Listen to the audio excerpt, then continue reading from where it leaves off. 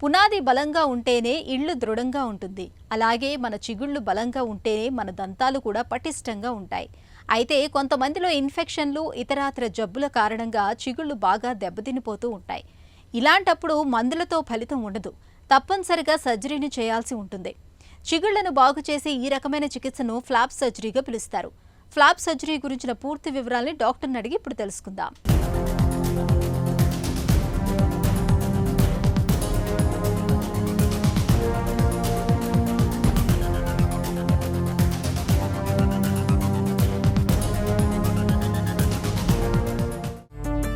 Flop surgery అంటే ఏంటి?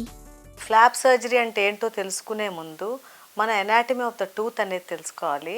So యూజువల్గా ఒక పన్నుకి క్రౌన్ పార్ట్, రూట్ పార్ట్ అనేది ఉంటుంది. మనకి కనపడేది క్రౌన్ పార్ట్, ఆ లోపల ఎముకలో ఉండేది రూట్ పార్ట్. ఈ రూట్ పార్ట్ బోన్తో కవర్ అయి ఉంటుంది. బోన్ మీద గమ్ ఉంటుంది.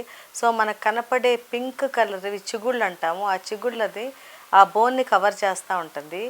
ఏ కారణం చేతైనా ఆ చిగుళ్ళు వాసినా, ఆ చిగుళ్ళ కింద గార పట్టిన, చిగుళ్ళ కింద గ్రాన్యులేషన్ టిష్యూ ఉన్న, ఆ చిగుళ్ళ కింద ఎముక అరిగిపోయినా అప్పుడు మనం చేసేది ఫ్లాప్ సర్జరీ. సో ఈ చిగుళ్ళ లోపల ఉన్న పార్ట్ని మనం ఓపెన్ చేసుకుని దాన్ని చూస్తా మనం క్లీన్ చేసుకుని అది ప్రాబ్లం ఏంటో దాన్ని రెక్టిఫై చేసి చేసేది ఫ్లాప్ సర్జరీ. సో ఈ ఫ్లాప్ సర్జరీ అనేది ఒక సర్జికల్ ప్రొసీజర్. ఈ ఫ్లాప్ని రిఫ్లెక్ట్ చేసి లోపల ఉన్నదంతా మనం క్లీన్ చేసుకుని దాని నుంచి వచ్చే ప్రాబ్లమ్ని మనం క్యూర్ చేసుకునేదే ఫ్లాప్ సర్జరీ. ఫ్లాప్ సర్జరీ ఎవరికి ఎప్పుడు అవసరం? ఈ ఫ్లాప్ సర్జరీ ఎప్పుడు చేస్తామంటే మనం ఫస్ట్ ఏంటంటే పెరిడాంటైటిస్ ఉన్నప్పుడు. పెరిడాంటైటిస్ అంటే ఈ గమ్ కింద ఉన్న ఎముక అరిగిపోయి, ఆ ఎముకంతా అరిగిపోయి గ్రాన్యులేషన్ టిష్యూ ఫామ్ అయ్యి గమ్స్ నుంచి బ్లడ్, పస్సు కనుక వస్తూ ఉంటే అప్పుడు మనం చేస్తాం ఫ్లాప్ సర్జరీ. అది కాకుండా బాగా బ్లీడింగ్ గమ్స్ మనం ఎన్నిసార్లు క్లీన్ చేసినా కూడా అది ప్రాబ్లం ఉంటే కనుక అప్పుడు దాన్ని ట్రీట్ చేయడానికి ఫ్లాప్ సర్జరీ చేస్తాము. లేదా జింజైవల్ స్వెల్లింగ్స్, కొన్నిసార్లు చాలా హెవీగా స్వెల్లింగ్స్ ఉంటాయి. జింజైవా నోరు మూసుకోవటానికి కూడా కష్టంగా ఉంటుంది. అప్పుడు దానికి జింజవెక్టమీ చేసి ఆ జింజైవా లోపల ఉన్నది కూడా క్యూరేట్ చేస్తాం ఫ్లాప్ సర్జరీ చేసి. సో ఇట్లా పెరిడాంటల్ ప్రాబ్లమ్స్, ఎముక ప్రాబ్లమ్స్, లేకపోతే గమ్ ప్రాబ్లమ్స్, ఇట్లా వివిధ రకాల ప్రాబ్లమ్స్ ఉన్నప్పుడు మనం ఫ్లాప్ సర్జరీ అనేది చేస్తాం. ఫ్లాప్ సర్జరీ ప్రాథమిక లక్ష్యాలేంటి? ఫ్లాప్ సర్జరీ అనేది ప్రొసీజర్ ఏంటంటే మనం ఫస్ట్ ప్రొసీజర్ ఎనీ పేషెంట్ వాళ్ళకి పెరిడాంటల్ ప్రాబ్లం ఉంటే పేషెంట్కి అసలు తెలీదు. ఎందుకంటే పెరిడాంటల్ ప్రాబ్లం అనేది నొప్పి లేకుండా స్ప్రెడ్ అవుతూ ఉంటుంది. అదే మీకు డెంటల్ కేరీస్ అయితే పేషెంట్ అక్యూట్ పెయిన్ వచ్చి డాక్టర్ దగ్గరికి వెళ్తారు. కానీ పెరిడాంటల్ ప్రాబ్లం వల్ల పేషెంట్కి ఎటువంటి పెయిన్ ఉండదు, కానీ పళ్ళు లూజ్ అయ్యి కదులుతూ ఉంటాయి. కొంతమందికి పళ్ళు ఊడిపోతూ ఉంటాయి. So most of the patients ఆ ఊడిపోయిన 1-2 పళ్ళు పెట్టించుకోవటానికి వస్తూ ఉంటారు. కానీ వాళ్ళకి మిగతా పళ్ళు కదిలినా వాళ్ళు ఏమి ఇబ్బందిగా ఫీల్ అవ్వరు. సో మీకు ఎప్పుడైతే ఏ రీజన్ లేకుండా పన్ను కదిలిపోయి ఊడిపోయిందో అప్పుడు దంతవైద్యుడు డౌట్ వచ్చి మీకు ఎక్స్రేస్ తీస్తే లోపల ఎముక అనేది వాళ్ళకి తెలుస్తూ ఉంటుంది. సో పళ్ళల్లో కదలిక ఉన్నా, లేదా పళ్ళలో నుంచి మీకు ఎటువంటి దుర్వాసన వస్తున్నా, లేదా పస్ అనేది టూత్లో నుంచి వస్తున్నా, గమ్లో నుంచి వస్తున్నా, అప్పుడు మీకు పెరిడాంటల్ ప్రాబ్లం ఉన్నట్టు. కొంతమంది పేషెంట్స్ గమ్స్ నుంచి పస్ వస్తూ ఉంది, కానీ ఇప్పుడు పస్ రాకుండా మంచిగా గమ్స్ అన్నీ నీట్గా ఉన్నాయి అని అంటుంటారు. సో ఎప్పుడైతే మీకు పెరిడాంటల్ ప్రాబ్లం ఉంటుందో ఫస్ట్ బ్లీడింగ్ గమ్స్ కనపడుతుంది, తర్వాత జింజైవల్ స్వెల్లింగ్ అంటే గమ్స్ వాచి ఉంటాయి, ఆ తర్వాత పస్ వస్తూ ఉంటుంది. సో ఎప్పుడైతే పస్ వస్తుందో ఈ బ్లీడింగ్ ఆగిపోయి ఆ పస్ నుంచి తర్వాత పస్ కూడా డ్రైన్ అయిపోయి ఆ లోపల ఎముక కూడా అరిగిపోయి గమ్ ష్రింక్ అయిపోయి మీకు ఎటువంటి ఇబ్బంది ఉండకుండా పళ్ళు కదిలిపోతూ ఉంటాయి. సో అప్పుడు పేషెంట్ ఎటు నోటీస్ చేయలేరు, కానీ పళ్ళలో కదలిక అనేది వాళ్ళు గమనిస్తారు. సో అప్పుడు వాళ్ళు దంతవైద్యుడి దగ్గరికి వచ్చినప్పుడు ప్రాపర్ ఎక్స్రేస్ తీస్తే దానిలో ఎముక అరుగుదల అనేది కనపడుతుంది. సో ఇట్లా ఎముక అరుగుదలని చూసుకుని దాన్ని ఐడెంటిఫై చేసి అప్పుడు ట్రీట్మెంట్ ఇస్తాము. ఫ్లాప్ సర్జరీ అనేది చేస్తాం. ఫ్లాప్ సర్జరీ విధానం ఎలా ఉంటుంది? ఫ్లాప్ సర్జరీ చేయటానికి ముందు యాజ్ యూజువల్ లోకల్ అనస్థీషియా ఏమన్నా ప్రాబ్లం ఉందా పేషెంట్కి అనేది తెలుసుకుంటాము. లోకల్ అనస్థీషియా ఎలర్జీస్ కానీ ఏమన్నా ఉంటే కనుక దానికి తగ్గ అనస్థీషియా ఇస్తాము.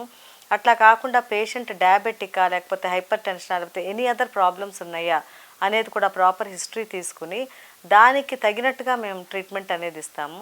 సో ఇవన్నీ అయినాక పేషెంట్కి ఫ్లాప్ సర్జరీ చేయాలంటే ఫస్ట్ లోకల్ అనస్థీషియా ఇస్తాము. సో అది సెగ్మెంట్ వైజ్ చేస్తాము. సో ఐదర్ పైనంతా ఒకసారి కానీ లేదా కిందంతా ఒకసారి కానీ లేకపోతే ఒక్క సైడ్ ఒక్కసారి అట్లా చేస్తాము. సో చేయటానికి ముందు ఇంజెక్షన్ ఇచ్చి అంటే లోకల్ అనస్థీషియా ఇచ్చి ఆ ఫ్లాప్ అనేది ఎక్స్పోజ్ చేస్తాము. సో ఈ ఫ్లాప్ అనేది జాగ్రత్తగా మనం తీయాలి. ఎప్పుడైతే ఫ్లాప్ జాగ్రత్త తీస్తామో ఫ్లాప్ టేర్ అనేది ఉండకూడదు, ఎందుకంటే మరి క్లోజ్ చేసినాక పర్ఫెక్ట్ కాంటూర్ అనేది రావాలి. సో అది చాలా స్కిల్ఫుల్గా చేయాలి. సో ఈ ఫ్లాప్ రిఫ్లెక్ట్ చేసినాక ఆ ఫ్లాప్కి ఆ బోన్కి మధ్యలో ఉండే గ్రాన్యులేషన్ టిష్యూ, ఆ గ్రాన్యులేషన్ టిష్యూ ఎక్కడి నుంచి వస్తుందంటే ఎముక అరిగిపోయి లేదా లోపల ఇన్ఫెక్షన్ ఉండి గ్రాన్యులేషన్ టిష్యూ వస్తుంది. సో ఈ ఫ్లాప్ రిఫ్లెక్ట్ చేసినాక గ్రాన్యులేషన్ టిష్యూని అంతా ప్రాపర్గా క్యూరేట్ చేసి ప్రాపర్గా అదంతా తీసేస్తే మనకి రఫ్ బోన్ అనేది కనపడతా ఉంటుంది. ఎప్పుడైతే మనం ప్రాపర్ హెల్దీ బోన్ని నోటీస్ చేస్తామో అక్కడ దాకా క్యూరేట్ చేసి ఆ తర్వాత ఆ బోన్ మీద బోన్ ఫార్మింగ్ మెటీరియల్ ఒకటి ఉంటుంది. అంటే అది ఆస్టియోజెన్ అంటే ఒక హైడ్రాక్సెప్టేట్ క్రిస్టల్స్ ఉంటాయి. ఆ క్రిస్టల్స్ కనుక మనం ఆ బోన్ మీద వేసి ఆ తర్వాత ఫ్లాప్ క్లోజ్ చేస్తే మనం వేసిన హైడ్రాక్సీ అపెటైట్ క్రిస్టల్స్ ఆ లోపల ఉన్న బోన్ని మళ్ళీ ఫామ్ అవటానికి హెల్ప్ చేస్తూ ఉంటుంది. ఎప్పుడైతే పెరిడాంటల్ ప్రాబ్లం ఉందో ఎముక అరుగుదల ఎక్కువ ఉంటుంది, ఎముక ఫార్మేషన్ అనేది ఉండదు. సో ఎముక ఫార్మేషన్ ఎందుకు ఉండదు అంటే ఆ బోన్ ఫామ్ అయ్యే పొటెన్షియల్ తగ్గిపోతూ ఉంటుంది. సో ఎప్పుడైతే మనం ఈ హైడ్రాక్సెప్టేట్ క్రిస్టల్స్ వేస్తామో అప్పుడు ఎముక మళ్ళీ అందరికీ ఫామ్ అయినట్టే ఫామ్ అవుతూ ఉంటుంది, అందరికీ రిజార్బ్ అయినట్టే అవుతూ ఉంటుంది. సో అట్లా ఎముక ఫామ్ అవటానికి హెల్ప్ చేసే మెటీరియల్ వేసి క్లోజ్ చేస్తే అప్పుడు మీకు ఫ్లాప్ సర్జరీ కంప్లీట్గా అయినట్టు. లేదు కొంతమందికి ఎముక ఏమీ అరగకుండా ఉట్టిగా గమ్ లోపల వాళ్ళకి గ్రాన్యులేషన్ టిష్యూ ఉంటుంది. సో వాళ్ళకి ఈ బోన్ గ్రాఫ్ట్ అవసరం లేకుండా జస్ట్ ఆ గ్రాన్యులేషన్ టిష్యూ అంతా కూడా నీట్గా క్యూరేట్ చేసేసి మళ్ళీ ఆ ఫ్లాప్ అనేది క్లోజ్ చేయొచ్చు. ఇది పేషెంట్ కండిషన్ బట్టి ఐడెంటిఫై చేసి చేస్తాం. ఫ్లాప్ సర్జరీ తర్వాత ఎలాంటి జాగ్రత్తలు తీసుకోవాలి? ఫ్లాప్ సర్జరీ కాంప్లికేషన్స్ అనేవి ఏమి ఉండవు. ఫ్యూచర్లో కాంప్లికేషన్స్ రాకుండా ఉండటానికి మనం ఫ్లాప్ సర్జరీ చేస్తాము. అంటే ఫ్యూచర్లో పళ్ళు ఊడిపోయి లేదా పళ్ళు కదిలి లేదా నోరంతా ఇన్ఫెక్షన్ వచ్చి అట్లా నోట్ నిండా ఇన్ఫెక్షన్ కనుక ఉంటే అప్పుడు మనం అది ఫ్యూచర్లో రాకుండా ఇప్పుడు ఇరాడికేట్ చేయడం కోసం మనం ఫ్లాప్ సర్జరీ చేస్తాము. ఫ్లాప్ సర్జరీ వల్ల వచ్చే కాంప్లికేషన్స్ అనేవి ఎక్కువ ఏమి ఉండవు. సో యూజువల్గా లోకల్ అనస్థీషియా ఇచ్చినప్పుడు దానివల్ల వచ్చే కాంప్లికేషన్స్ ఉండొచ్చు. అంటే ఎలర్జీ కానీ హైపర్ సెన్సిటివిటీ కానీ మనం ఇచ్చే ఇంజెక్షన్ వల్ల ఉండొచ్చు. లేదా మనం సర్జరీ చేసేటప్పుడు ఏదన్నా ఆ ఫ్లాప్ ఏమన్నా టేర్ అయ్యి లేదా క్లోజ్ అవ్వటం కొంచెం ఇబ్బందిగా ఉండొచ్చు. లేదా ఫ్లాప్ సర్జరీ అయినాక ఒకవేళ మనం వేసే కుట్లు కొంచెం ఓపెన్ అవ్వచ్చు, తర్వాత కొద్దిగా పెయిన్ ఉండొచ్చు, కొంచెం స్వెల్లింగ్ ఉండొచ్చు లేదా బ్లీడింగ్ ఉండొచ్చు. But these are all minor complications which can be corrected. అంతేగాని వచ్చే మేజర్ ప్రాబ్లం నుంచి మనం పేషెంట్ని బయటికి తీసుకురావచ్చు. అంటే ఒక్కసారి వాళ్ళకు పళ్ళు ఊడిపోతే ఎముక అరిగిపోయి ఫ్యూచర్లో వాళ్ళు పళ్ళు పెట్టుకోవటం కూడా కష్టంగా ఉంటుంది, ఎందుకంటే ఎముక అరిగిపోయి ఉంటుంది కాబట్టి ఒకసారి మనం ఫ్లాప్ సర్జరీ అనేది చేస్తే వాళ్ళకి నార్మల్గా బోన్ ఫామ్ అయ్యి ఎటువంటి ఇబ్బంది అనేది ఉండదు. ఫ్లాప్ సర్జరీ తర్వాత డాక్టర్ని ఎప్పుడు కలవాలి? ఈ ఓరల్ హైజీన్ మనం మెయింటైన్ చేస్తూ ఉంటే ఎప్పుడైతే ఎవ్రీ డే మనకి రోజు ప్లాక్ అనేది ఫామ్ అవుతూ ఉంటుంది గమ్స్ దగ్గర, ఆ ప్లాక్ మనం ఎవ్రీడే క్లీన్ చేసుకుంటే ఎటువంటి ఇబ్బంది ఉండదు. మనం క్లీన్ చేసుకోకపోతే ఆ ప్లాక్ అనేది గట్టిగా క్యాలిక్యులస్ అయిపోతుంది. ఆ క్యాలిక్యులస్ గమ్ కిందకి వెళ్ళిందంటే వాళ్ళు ఎంత బ్రష్ చేసుకున్నా కూడా పోదు. అప్పుడు అది మనం క్లీనింగ్ చేయించుకుంటే పోతుంది. సో చాలామంది ఏంటంటే అది గట్టిగా అయిపోయింది, మాకు ఎటువంటి ఇబ్బంది లేదు, మేము రోజు ట్వైస్ బ్రషింగ్ చేస్తున్నాం కదా అనుకుంటారు. సో ఆ క్యాలిక్యులస్ క్లీన్ చేయకపోతే అప్పుడు అది ఇంకా గమ్ లోపలికి వెళ్ళిపోయి దానిలో బ్యాక్టీరియల్ డిపాజిట్స్ ఉండి అది ఎముకను అరగదీసేస్తూ ఉంటుంది.